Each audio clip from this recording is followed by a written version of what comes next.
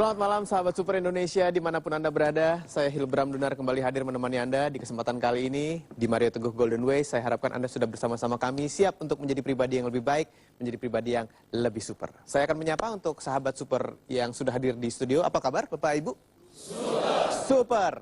Di kesempatan kali ini saya akan mengajak Anda untuk membahas sebuah pertanyaan yang menarik. Ini saya tanyakan dulu kepada Anda. Siapa di antara Anda yang ingin kaya? Saya nanyanya ke yang di rumah sebenarnya, tapi semua ikut kanan. Itulah kehebatan dari pertanyaan itu. Saya tanya sederhana, semua orang sudah langsung mengangkat tangan dan menjawab saya. Dan mudah-mudahan bersama program ini Anda bisa menjadi lebih mengerti bagaimana untuk bisa menjadi kaya. Karena judul dari program kita kali ini adalah Saya Ingin Kaya. Seperti apa? Kita sambut Pak Mario Teguh.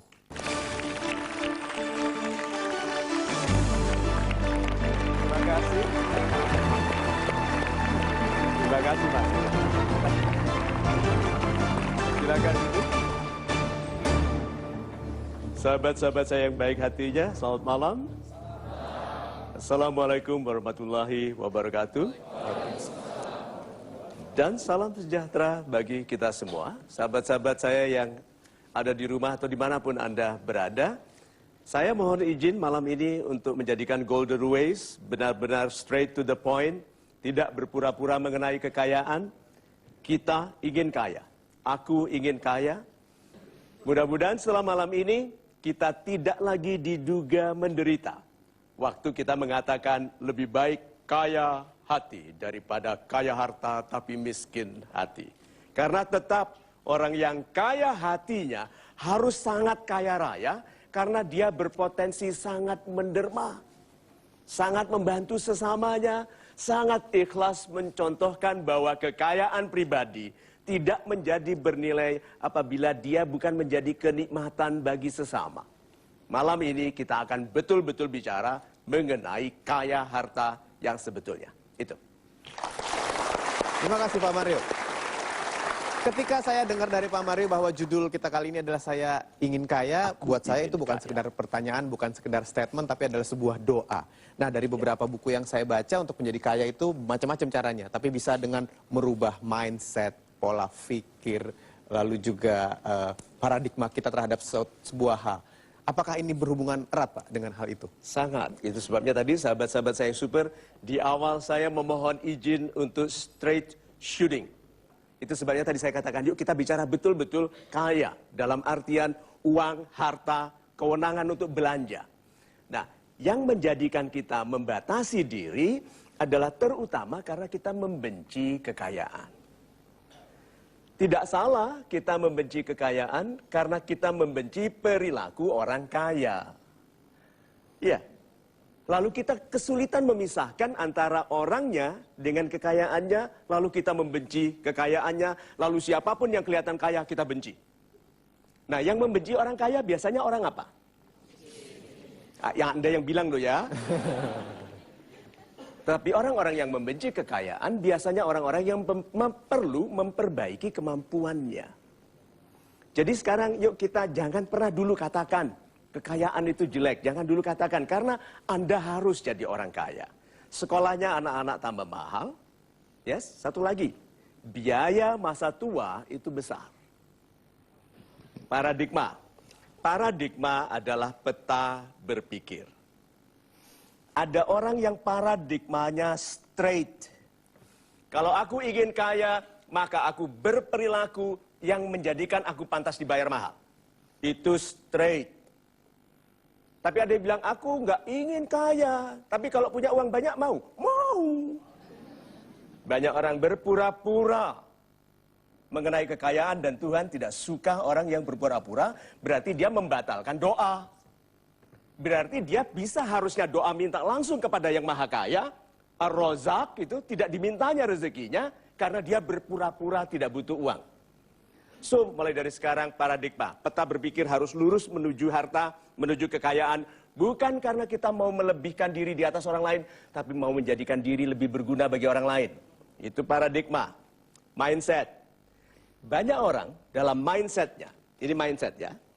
Mindset itu cara kita menata apa yang kita izinkan, kita setujui atau tidak. Jadi banyak orang yang di dalam dirinya itu yang boleh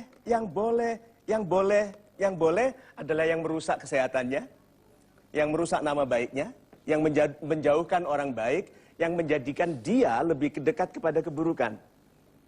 Setnya, default settingnya. Ada orang yang bilang tidak, yang ditolak adalah yang baik bagi dirinya. Bisa dibayangkan kualitas kehidupan seseorang yang membolehkan yang tidak baik, menolak yang baik baginya. Mindset. Berikutnya, sudut pandang. Di sini ada taman. Itu ada sungai. Di sini ada rongsokan. Ada kebakaran, ada limbah. Kalau orang mau pandangannya baik, dia harus menghadap kemana? Sini. Dunia yang sama dilihat oleh orang yang sudut pandangnya berbeda. Maka orang yang mau memperbaiki dunia tanpa memperbaiki dunia, melihat ke yang baik dulu. Setelah bersemangat menjadi mampu karena melihat yang baik, baru perbaiki yang kurang. Jangan mengeluh karena melihat hidup yang jelek, menolak belajar dari yang baik. Sudut pandang. Fokus. Ada plus dalam hidup dan ada yang kurang. Yuk sekarang beritahu saya. Orang yang suka mengeluh berfokus kepada yang negatif. Ada yang bersyukur, good, positif. Jadi dia keculek matanya. Dia bilang apa? Untung cuma satu. Coba kalau dua-duanya. Ya toh? Kalau negatif, keculek. Ini sekarang keculek, setelah ini apa coba? Ya? Fokus. Nah, kita itu harus tahu bahwa yang menjadikan fokus kita tumbuh menjadi pohon besar. What you focus on grows. Yang menjadi fokus Anda tumbuh. Orang yang berfokus pada pergaulan yang menghasilkan banyak hasilnya. Orang yang bergaul hanya dengan orang-orang yang hanya menyenangi sesuatu, tidak produktif, akan banyak kesenangannya, tapi tidak menghasilkan apapun. Yang kita fokuskan tumbuh, dan yang terakhir, obsesi. Bisa dibayangkan obsesi, lebih besar daripada fokus, lebih besar lagi daripada sudut pandang atau paradigma, karena dia hidup untuk itu. Sekarang beritahu saya, orang ini jadi apa? Kalau dia suka ikan, suka hal-hal yang berkenaan dengan mancing, suka kolam, suka aerator untuk kolam, suka pabrik alat-alat pancing, suka alat-alat untuk memelihara, untuk memastikan ikan tumbuh dengan subur. Jadi apa dia? Saudagar jahit-menjahit? Tidak mungkin. Saudagar ikan. Maka kalau ada anak yang menyenangi sesuatu secara ekstrim, jangan dimatikan. Karena itu yang menjadikannya nanti ahli di bidang itu, karena dia berpikir ikan. Makan harus ikan. Cari pacar yang mirip koki. Itu.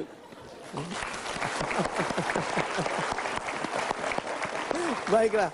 Saya akan segera kembali dengan pertanyaan dari sahabat super yang sudah hadir di studio, yang mudah-mudahan juga mewakili pertanyaan Anda yang sedang menyaksikan acara ini lewat televisi. Jangan kemana-mana, kita akan segera kembali di Mario Teguh Golden Ways. Minta, lalu upayakan untuk mendapat yang kita minta. Sebetulnya tidak ada badan yang rajin atau malas, hanya tinggal badan Anda patuh atau tidak.